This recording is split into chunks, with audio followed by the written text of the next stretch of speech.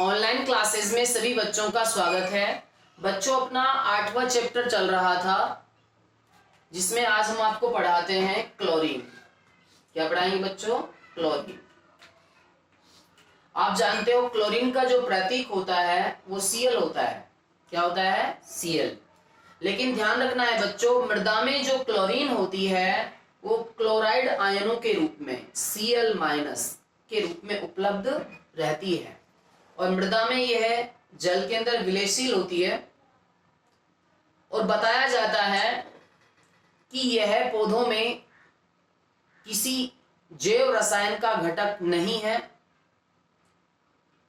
परंतु देखा जाता है कि पौधों के अंदर कार्बोहाइड्रेट के उपापचय तथा विद्युत आवेशों के संतुलन में इसकी विशेष भूमिका होती है। किसकी बच्चों? क्लोरीन की। और बताया जाता है कि यदि पौधों में इसकी कमी हो जाए तो पत्तियों में चितकबरी मतलब धब्बेदार चितकबरी हरी महीनता उत्पन्न हो जाती है और उस पौधों के अंदर फलों का निर्माण भी कम हो जाता है, अर्थात फल भी कम मात्रा में लगते हैं। उसके बाद बच्चों अगला अपना तत्व है, लास्ट तत्व Ni, जिसको आप जानते हो निकेल भी कहते हैं, इसको निकेल भी बोलते हैं। सन 1988 में एक वैज्ञानिक था डाल्टन,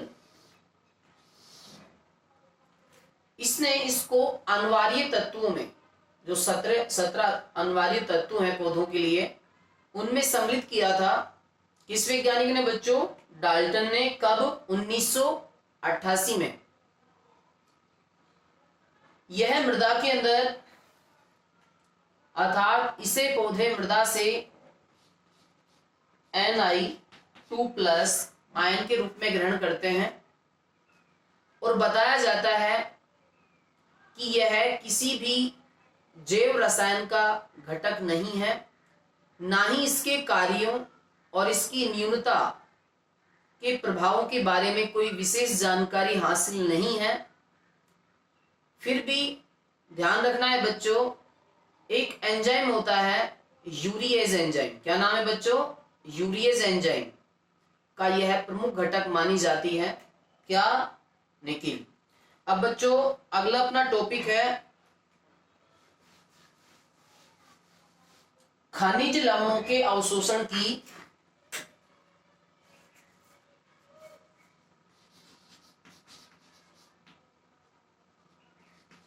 खनिज लवणों के अवशोषण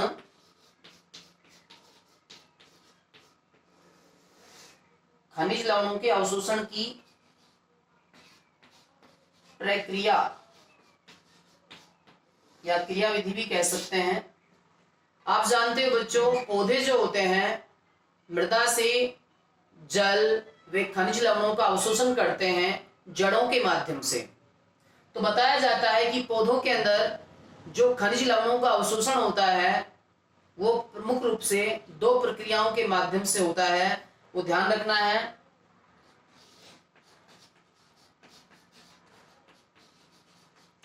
निष्क्रिय अवशोषण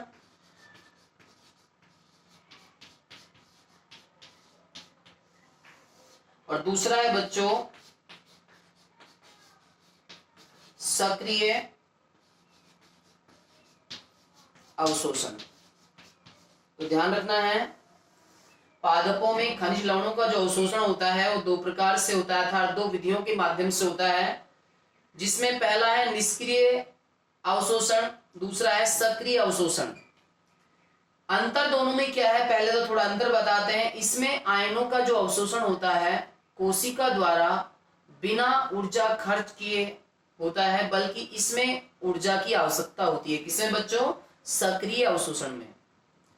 ध्यान रखना है, निष्क्रिय अवशोषण जो होता है इसमें ध्यान रखना है आपको, जो आयनों का अवशोषण होता है वह विद्युत रासायनिक विभव प्रवणता के आधार पर कोशिका द्वारा बिना ऊर्जा खर्च किए होता है।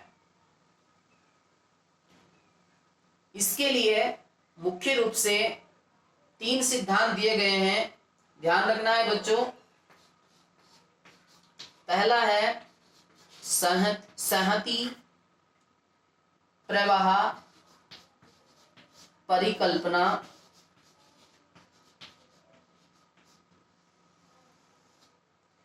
दूसरा ध्यान रखना है बच्चों, आयन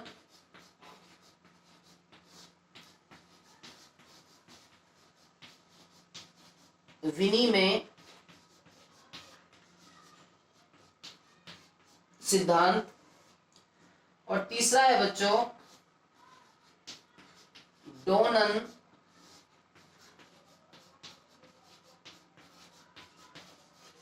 साम्यावस्था। तो ध्यान रखना है, निष्क्रिय अवशोषण जो होता है उसमें मुख्य रूप से 3 सिद्धांतों का उपयोग किया गया है, संहति प्रवाह परिकल्पना।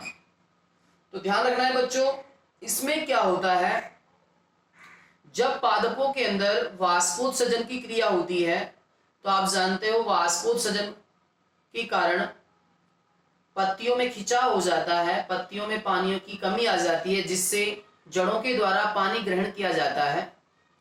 और बताया जाता है कि जब जड़ों द्वारा पानी ग्रहण किया जाता है तो उसके साथ साथ आयनों को भी अवशोषित कर लिया जाता है।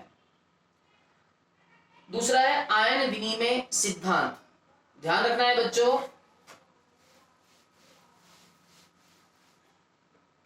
जैसे देखो ये पौधे की क्या है, जड़ है, ठीक है।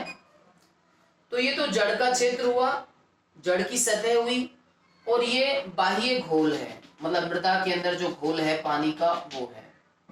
तो ध्यान रखना है, इसके अंदर आयनों का विनिमय होता है, अर्थात धनायन व ऋणायनों का क्या होता है, विनिमय होता है, जिसको आयन विनिमय कहते हैं।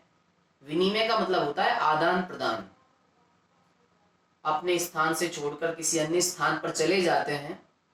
ध्यान रखना है बच्चों, लेकिन इसमें ध्यान रखना है आयनों का जो विनिमय होता है, समान आयनों का समान आयन के साथ ही विनिमय होता है, अर्थात हम कह सकते हैं धनायन का धनायन के साथ ही विनिमय होता है और ऋणायन का ऋणायन के साथ ही विनिमय होता है। उसके बाद आप जानते हो बाह्य घोल से आयन कहाँ चले जाते हैं, कोशिका के अंदर अर्थात जड़ के अंदर, जड़ से कहाँ चले जाते हैं, पौधे के प्रत्येक भाग तक चले जाते हैं। अगला है बच्चों, तीसरी जो परिकल्पना है वो याद रखनी है आपको, डोनन साम्य अवस्था। क्या है बच्चों, डोनन साम्य अवस्था। ध्यान रखना है बच्चों, 1927 में एक वैज्ञानिक था डोनन ने इस परिकल्पना की खोज की थी, अर्थात इस परिकल्पना के बारे में बताया। यह परिकल्पना स्थिर जो आवेश होते हैं, स्थिर जो आयन होते हैं, अविसरणशील जो आयन होते हैं, उन पर यह लागू होती है। तो बताया जाता है कि डोनन साम्यावस्था का जो महत्व है वो कोशिका में सांद्रता जो प्रवणता होती है, क्या होती है बच्चों, सांद्रता प्रवणता जो होती है उसके विरुद्ध आयनों को अर्थात तत्वों को एकत्रित करने की एक तरह से विधि होती है। तो बच्चों